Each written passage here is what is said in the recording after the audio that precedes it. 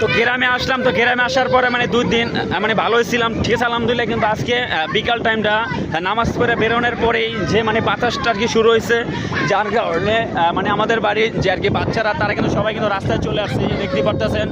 তারা কিন্তু মানে বাতাসটা পেয়ে কিন্তু খুবই আর কি আনন্দিত, ঠিক আছে আমি আনন্দিত যেহেতু তো বাতাসটা যেহেতু একটু এখন কমছে, তো একটু পরে বৃষ্টি হবে।